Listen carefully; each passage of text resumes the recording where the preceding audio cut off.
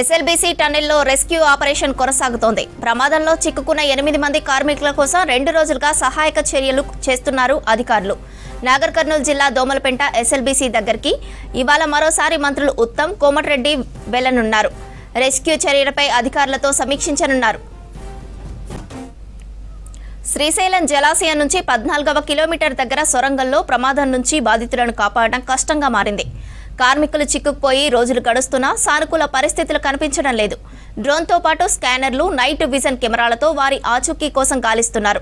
Tunnel boring machine బురదలో కూరుకుపోవడంతో ముందుకు వెళ్లలేకపోతున్నారు. మరోవైపు దట్టమైన నల్లమల అడవి కావడంతో మొబైల్తో పాటు ఏ సిగ్నల్స్ అందుబాటులో లేవు. దీంతో రక్షణ దళాలు హై ఫ్రీక్వెన్సీ పరికరాలతో పాటు ప్రత్యేకంగా యాంటెనాలు ఏర్పాటు చేసుకున్నాయి. అయినా సొరంగం మధ్య భాగం వరకు సంకేతాలు పరిమితం అవుతుండటంతో రక్షణ చర్యల్లో అవాంతరాలు ఎదురవుతున్నాయి.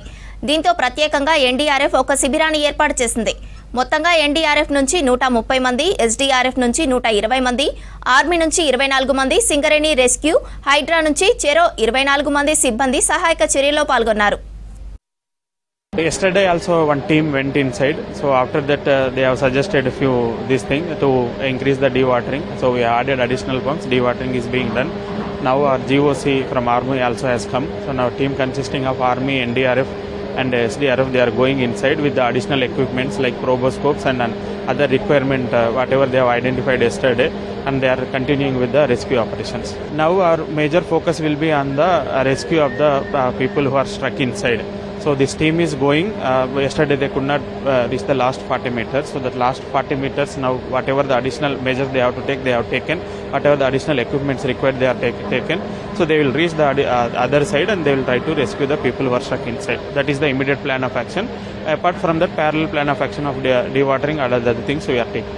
SLBC tunnel the day before yesterday, the bad incident was occurred, but it is an unfortunate thing. The government of Telangana, the Honorable Minister of Telangana government, Mr. Revant Reddy ji, is very much enthusiastic to know how the people are inside, what is happening, and minute to minute he is monitoring. The Honorable Minister of Concern, the Irrigation Minister, Mr. Uttam Kumar Reddy ji, and Jupalli Krishna Rao ji, but 2 days they were here only.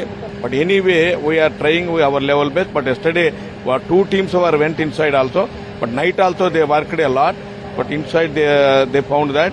But they started the work also by cutting the TBM machine with the gas cutter. But today we are planning our expert team like NDRF, SDRF, and army people. Then Hydra and Singareni people and expert Jharkhand people, they came here. But many people, they are working together. But we hope that today afternoon definitely we will get some sort of result.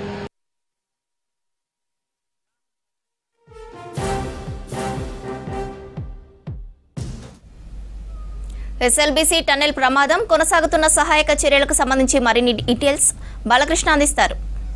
Balakrishna, over to you. అయితే continue జరుగుతున్నాయి. ఇదివరకే Robbins group సంబంధించినటువంటి team అంతా లోపల నుంచి వాళ్ళు బయటకు వచ్చారు. क्या पता हुआ आप अंदर गए जाके आए ना? चल रहा है, काम चल रहा है अभी तो कटिंग कर रहे हैं. हम मशीन तक जाके आया. कितने दूर यहाँ से? इधर से तो 13.6 है, 13.5 है. लोको में किधर तक जाके आए आप? हम लोगों में अंदर तक जाएगा. कितने किलोमीटर?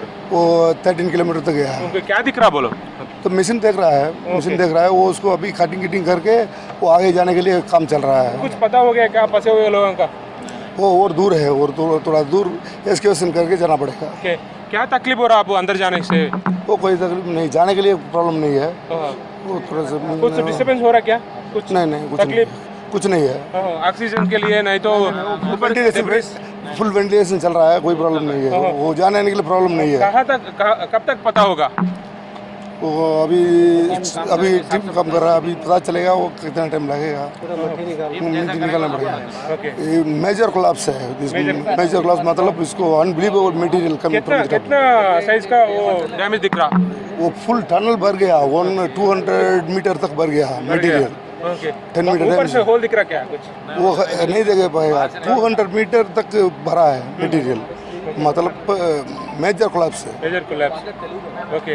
आप इससे पहले कहा तो देखा ऐसा ट्रेजेडी? नहीं, इससे पहले नहीं देखा, इधर पहले ऐसा। సో మొత్తానికి మాత్రం వాళ్ళు ఫీల్ అవుతుంది ఏంటంటే వాళ్ళు లోపల నుంచి వచ్చిన తర్వాత బయటకు వచ్చిన వాళ్ళంతా కూడా చాలా పెద్ద ఇన్సిడెంట్ అనేది చెప్తున్నారు. వాళ్ళు దాదాపు 200 మీటర్లకు పైగా ఒక పెద్ద హోల్ ఏర్పడింది. సో దాని నుంచి వస్తున్నటువంటి జాలు కానీ అట్లాగే మట్టి కానీ మట్టి పిల్లలు కూడా విరిగి పడుతున్నాయని చెప్పి వాళ్ళు లోపల నుంచి బయటకు వచ్చినప్పుడు వాళ్ళ ఎక్స్పీరియన్స్ వ్యక్తం చేస్తున్నారు. సో కొంచెం లోపలికి వెళ్ళడానికి అయితే ఆస్కారం అయితే ఏర్పడుతుంది అని చెప్పి చెప్తున్నారు. బయటకు వచ్చిన వాళ్ళంతా కూడా వీళ్ళు రాబిన్స్ గ్రూప్కి సంబంధించిన వాళ్ళంతా లోపలికి లోపల వరకు వెళ్ళి మళ్ళీ బయటకు వచ్చినప్పుడు వాళ్ళ ఎక్స్పీరియన్స్ అంతా షేర్ చేసుకుంటున్నటువంటి సిచ్యువేషన్ అయితే మనకు క్లియర్గా కనిపిస్తుంది. అయితే విడతల వారీగా కూడా టీమ్స్ అన్ని వెళ్తూ వస్తూ ఉన్నారు. సో వాళ్ళ అనుభవాలన్నింటినీ కూడా ఒక్కొక్కరు లోపల జరిగిన ప్రతి ఇన్సిడెంట్ని కూడా ఎక్స్పీరియన్స్ చేసుకొని ఫర్దర్గా టీమ్స్ వెళ్ళే వాళ్ళకి సలహాలు సూచనలు ఇస్తున్నటువంటి పరిస్థితి అయితే కనిపిస్తుంది. ఎస్ఎల్బీసీ టన్నెల్ వద్ద కూడా సహాయక చర్యలు ఊపందుకున్నాయి. చాలా ముమ్మరంగా రెస్క్యూ ఆపరేషన్స్ అయితే జరుగుతున్నాయి. అటు మల్టిపుల్ టీమ్స్ అయితే లోపలికి వెళ్తున్నాయి. సహాయ చర్యలు చాలా వేగంగా చేస్తున్నారు. లోపల చిక్కుకున్న వారిని కాపాడడం కోసం వెళ్తున్నటువంటి రెస్క్యూ టీమ్స్ చాలా వాళ్ళ ప్రాణాలను తెగించి కూడా లోపలికి వెళ్తున్నారు. మనకు అందులో ఇండియన్ ఆర్మీ కానీ లేకపోతే ఎన్డీఆర్ఎఫ్ టీం కానీ ఎస్డీఆర్ఎఫ్ కానీ సింగరేణికి సంబంధించిన రెస్క్యూ టీమ్స్ అట్లాగే ఫైర్కి సంబంధించిన టీమ్స్ అన్నీ కూడా లోపలికి లోక ద్వారా ఏవైతే మొత్తం ట్రాలీస్ ఉంటాయో దానిల ద్వారా లోపలికి వెళ్ళి వాళ్ళంతా కూడా సిచ్యువేషన్ని చాలా జాగ్రత్తగా మానిటరింగ్ చేస్తున్నారు. సో లోపల ఉన్న వాళ్ళని సురక్షితంగా బయటికి రావడానికి కావాల్సిన అన్ని మార్గాలను వాళ్ళు ప్రయత్నం చేస్తున్నారు. మనం చూడవచ్చు కేవలం ఒకే ఒక్క మార్గంగా మెయిన్ మార్గంగా ఉన్నటువంటి ఈ టన్నెల్ ఏదైతే ఉందో ఈ టన్నెల్ ద్వారా 14 కిలోమీటర్ల ఇన్సిడెంట్ జరిగిన ప్రాంతానికి చేరుకోవాలంటే వాళ్ళు కేవలం ఈ లోకో ద్వారానే వెళ్తారు. సో ఆ లోకో ద్వారా 12 కిలోమీటర్ల మేర లోపలికి వెళ్ళిన తర్వాత అక్కడి నుంచి ఈ బెల్ట్ సహాయంతో మరికొంత దూరం వెళ్తారు. అక్కడ నుంచి బ్యాంబూ స్టిక్స్ ఏదైతే ఈ ఎర్త్ ఉంటుందో దాన్ని కనెక్ట్ చేస్తూ మెల్లమెల్లగా స్టెప్ బై స్టెప్ వాక్ మూమెంట్లో వెళ్తారు. సో ఏదైతే టన్నెల్ బోర్ మిషన్ ఉందో ఆ ప్రాంతానికి చేరుకోవాలంటే మాత్రం చాలా వాళ్ళు ప్రాణాలకి పణంగా పెట్టి వెళ్ళాల్సిన సిచ్యువేషన్ అయితే క్లియర్గా కనిపిస్తుంది. కొంతమంది ఎన్డీఆర్ఎఫ్ టీం వెళ్ళినప్పుడు వాళ్ళు చెప్తున్నటువంటి అనుభవాలను దృష్టిలో ఉంచుకొని చెప్తున్నటువంటి అంశాలను కనుక పరిశీలిస్తే పైనుంచి కూడా ఇంకా జాలు అట్లాగే పైకప్పులు జారుతున్నటువంటి దృశ్యాలు క్లియర్గా కనిపిస్తున్నట్టుగా వాళ్ళు చెప్తున్నారు. సో అవి చాలా ఏదైతే సహాయక చర్యలు జరుగుతున్నాయో రెస్క్యూ ఆపరేషన్ జరుగుతున్నాయో వాటికి చాలా తీవ్రమైనటువంటి అంతరాయం కలుగుతుంది. మరోపక్క ప్యారలల్గా కూడా పైనుంచి ఏదైతే మనకు ఏరియల్ వ్యూ ఉందో ఏరియల్ వ్యూ నుంచి కూడా ఏదైనా మార్గం ఉంటుందా అన్న కోణంలో కూడా వాళ్ళు ఆలోచన చేస్తున్నారు. మరోపక్క లెఫ్ట్ సైడ్ నుంచి రైట్ యాంగిల్లో కూడా ఏదైనా డ్రిల్ చేయడానికి ఆస్కారం ఉంటుందా లోపలికి ప్రవేశించడానికి ఆస్కారం ఉంటుందా అనే యాంగిల్లో కూడా వాళ్ళు క్షుణ్ణంగా పరిశీలిస్తున్నారు. సో ఏది ఏమైనప్పటికీ కూడా శాటిలైట్ ద్వారా టెక్నాలజీని కూడా పూర్తి స్థాయిలో వినియోగిస్తున్నారు. మనము ఇదివరకు నక్షా ఏదైతే డ్రోన్ ఉందో డ్రోన్ ఆపరేషన్స్ కూడా దాని ద్వారా కూడా ఒక ప్లానింగ్ అయితే చేస్తున్నారు. ఏది ఏమైనప్పటికీ కూడా ఏ అవకాశాన్ని కూడా వాళ్ళు వదులుకోవడం లేదు. రెస్క్యూ ఆపరేషన్స్ అయితే కంటిన్యూగా కొనసాగుతూ వస్తున్నాయి. సో ఇప్పటికీ ఎన్డీఆర్ఎఫ్ టీంతో పాటు లోపలికి వెళ్ళినటువంటి ఏవైతే టీమ్స్ ఉన్నాయో వాటితో పాటు జిల్లా మంత్రి జూపల్లి కృష్ణారావు కూడా ఆ టీంతో పాటు వెళ్ళడం జరిగింది. ఇరిగేషన్ మంత్రి ఉత్తమ్ కుమార్ రెడ్డి కూడా ఇక్కడి నుంచే ఉండి స్వయంగా ఈ ఏవైతే రెస్క్యూ ఆపరేషన్స్ ఉన్నాయో వాటిని క్షుణ్ణంగా పరిశీలిస్తున్నారు. ఇది రోజు రోజుకి ఆ రెస్క్యూ ఆపరేషన్స్ లోపలికి వెళ్ళిన వాళ్ళు బయటికి రావడం, దీంతోపాటు లోపల చిక్కుకున్న వాళ్ళని బయటికి తీసుకురావడం చాలా పెద్ద టాస్క్గా పరిణమిస్తుంది.